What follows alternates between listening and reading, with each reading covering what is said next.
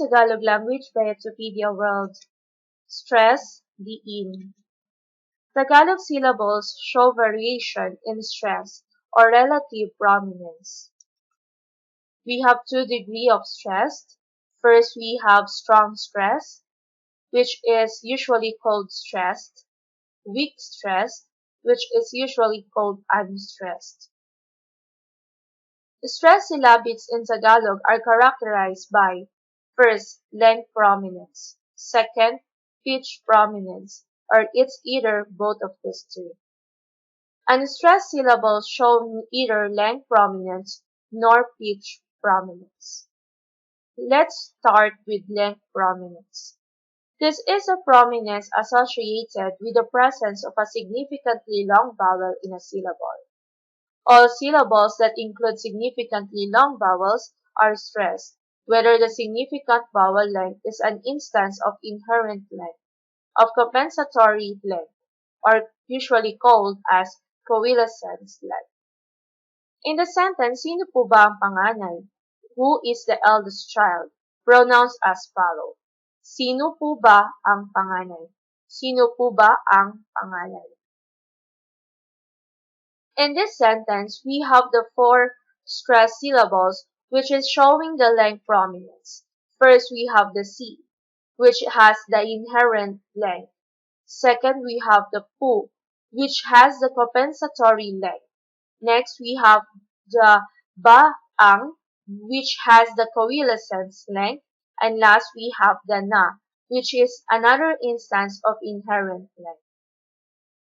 Next prominence, we have the pitch, which this is the prominence associated with one of the two kind of pitch phenomena, which is a rise in pitch at final pitch point of a two-point intonation pattern, or a rise in pitch at a syllable that is not a pitch point followed by a drop in pitch on the next syllable. The former may be called obligatory pitch prominence, since given an opportunity or appropriate intonation pattern, and it must occur. The latter may be called optional pitch prominence, since given an appropriate intonation pattern, and it may or may not be occur. First, we have the obligatory pitch prominence. This given to at the most one syllabic of an intonation phrase and occur only in two-point patterns in which there is a rise at initial pitch point. In the patterns in which it occurs, obligatory pitch prominence is given to the syllable that serves as final pitch point. In large measure determines word stress, the stress of syllables in cited words. Since situations, pronunciations always take the 2-3 falling intonation, pitch prominence is always given to the lexically determined final pitch point of a cited word. We have here a following example, which is the prominence is given to the italicized syllables. In all but the first two of the above examples, which prominence coincides of length prominence. The coincidence of the two types of prominence does not result in a degree of stress greater than characteristic of either type alone. We have here the meat, dressed, maganda, beautiful, mura, cheap, mahusay, good, darating, will come, nag-aalis, remove.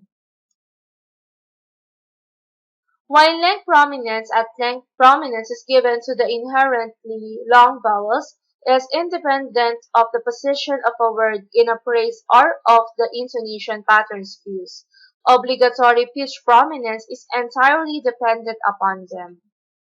Syllables that have pitch prominence but not length prominence in cited words are therefore in general unstressed where the words occur in a utterance in which there is no final pitch point or in which final pitch point is sum of other syllables.